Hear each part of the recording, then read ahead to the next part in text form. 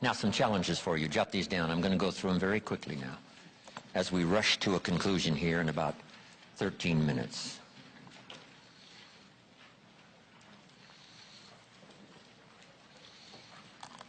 Here they are. You're going to have to write fast now. Here's number one. Review your performance, whether it's communication or whether it's activity or whether it's a CEO or whether it's on the job. Here's what my father said, a seminar in a sentence. I wish he was here to give it, but since he's not here, in his honor, I will give his seminar in a sentence. Here it is. Always do more than you get paid for to make an investment in your future. Now, some unions would argue with us on this, but that's my papa's seminar in a sentence. Always do more than you get paid for to make an investment in your future.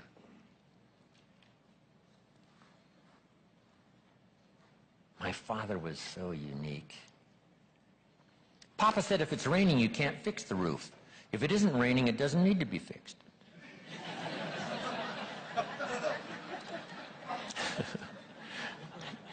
He was a grand old man. Wow, this guy. So review your performance, your language with your children. Just go over that and say, have I been too harsh and too strong, too stubborn? Should I learn to be easier, mix more compassion with the tough stuff I have to deal with? Yes. You know, prayer will help sometimes. If nothing else, you know, dear God, help me say the right thing, not to ruin it all by poor communication.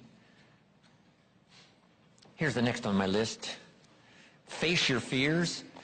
You know, I don't know what challenges you might have in going over the stuff we've been going over in terms of amending your philosophy or going back and, you know, redoing some stuff that you might have messed up. But face all your fears. That's how you conquer them.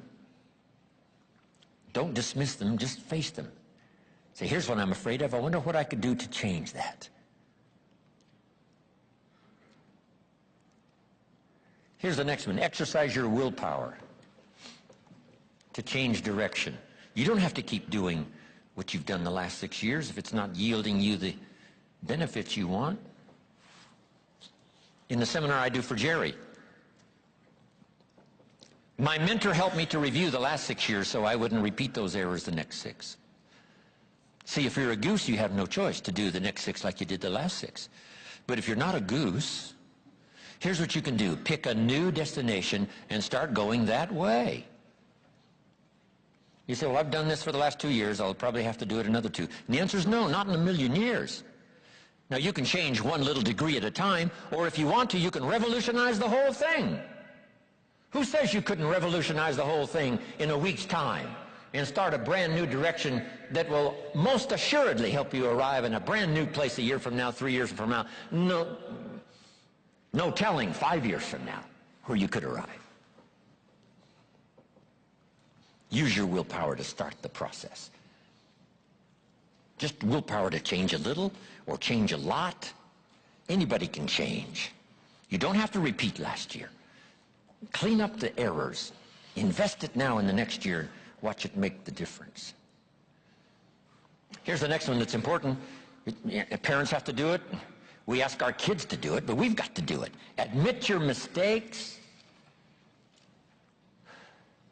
Sometimes you have to admit them to others.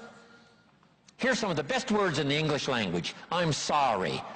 The reason why those are good words is because it could start a whole new relationship. It could start 2 people going in a whole new direction. I'm sorry. Simple, easy. Not easy, but if you get this done, the turnaround can be dramatic. The early years can be big in payoff.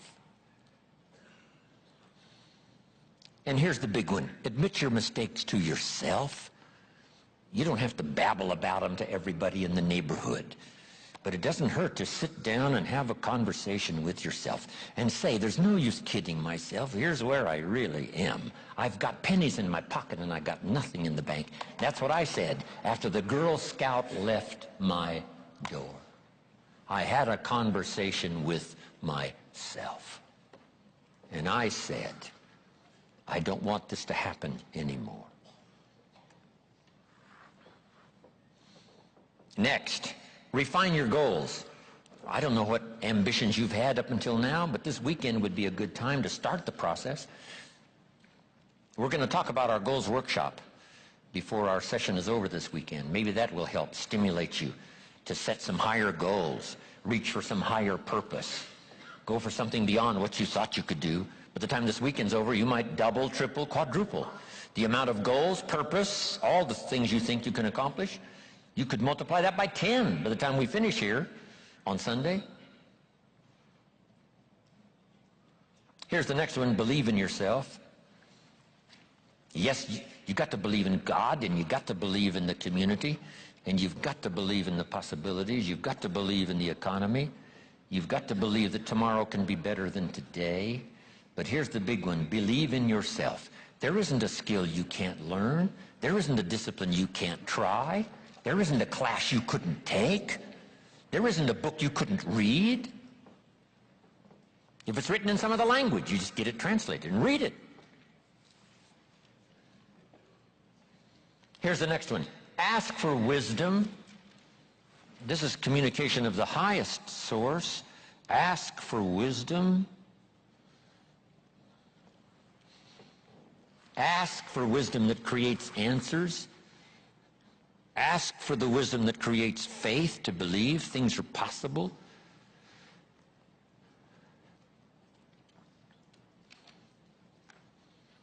In King Solomon's day, there was the dilemma of two mothers who claimed the same baby.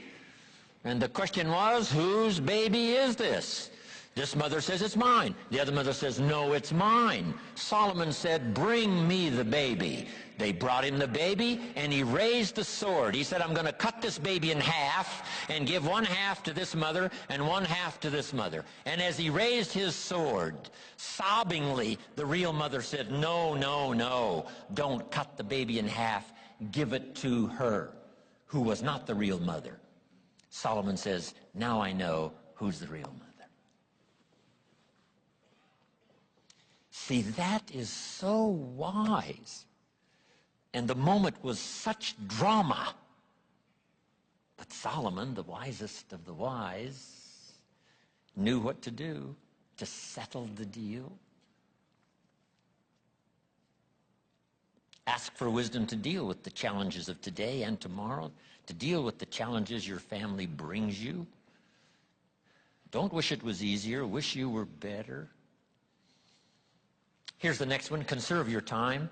I must learn to do this. How much time have I got left? Not an unlimited supply. How many of these weekends can I do? Not 1,000. Just a few, maybe a handful. Sometimes we get faked out. Bill Bailey says, the average person says, I got 20 more years. No, Bill says, you got 20 more times. If you go fishing once a year, you've only got 20 more times to go fishing. Not 20 years. That fakes you out. I got 20 years. No, 20 times. See, that brings it right down to the real stuff. 20 times. How many more seminars like this? Not 1,000. A few. Just a few. So would I mumble and stumble? Would I give you less than my best when I've only got a few more to give? And the answer is no, of course not. If you're a person of some dignity and quality, you wouldn't let that happen. Next, invest your profits. We're going to talk now about this before the weekend is over on financial independence. And I'm going to give you some excellent advice. Here was one of the philosophies Mr. Schoaf gave me, along with Mary Kay. Here's what he said. Profits are better than wages. Wages make you a living. Profits make you a fortune. Mary Kay and I went for that. Wow. Could we start earning profits while we're making a living? The answer is yes. I went berserk. Here's one now. Protect your family. These are troublesome times. Not that they haven't been troublesome times for 6,000 years. At school, troublesome times. I know a wonderful mother and a wonderful father who had two boys. In school, they went two different directions, and one became a model citizen and the other one went to jail. Wow. Protect your family as best you can from the hidden dangers, the lurking evil one. Here's the next one. Live with intensity. You might as well turn it up a notch or two after this weekend. Why not? Invest more of you in whatever you do. Be a little stronger, be a little wiser. Step up your vitality, contribution. Put everything you've got into everything you do, and then ask for more vitality and more strength and more vigor, more heart, more soul. Next, find your place. This one now is so important. If you just work on a job, find the best place where you can serve well. And sure enough, they'll ask you to occupy a better place. And if you keep doing a job well, the guy says, well, if I had a better job, I'd really pour it on. But I got this lousy job, so I just goof off. See, that's the philosophy of disaster. So you've got a lousy job. Do the very best you can. That's your best way out. It's not to do less than you could, but to do the best you can. With that philosophy, your life can take great leaps forward. Here's a Bible phrase that says, if you work on your gifts, they will make room for you. They'll make a place for you.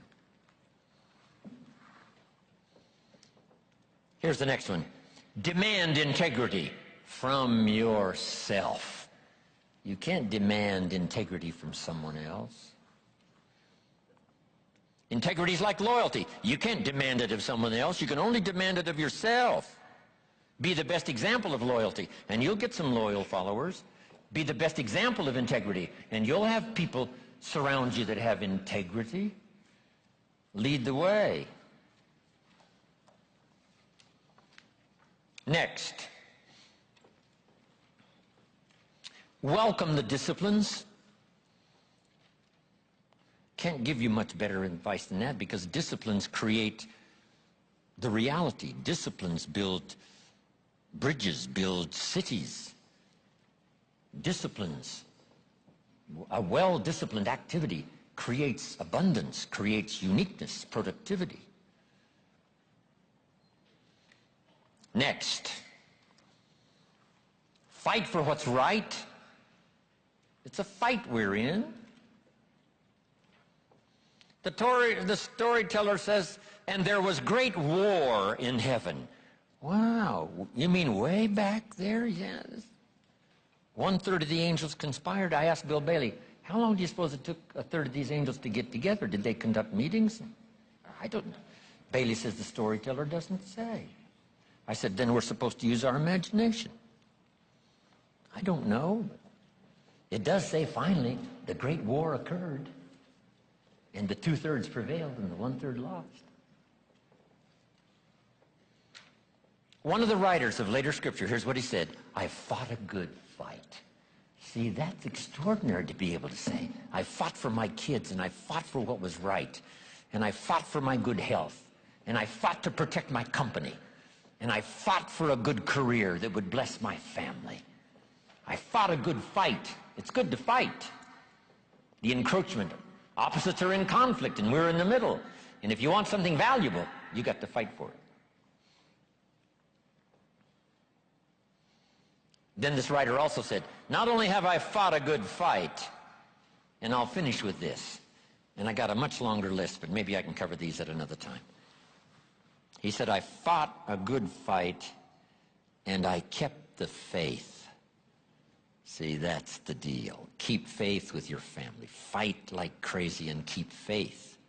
Fight the enemy and keep faith. Fight illness and keep faith. Fight the evil and keep faith. I can't give you much better advice. So thank you very much for your attention. I appreciate it.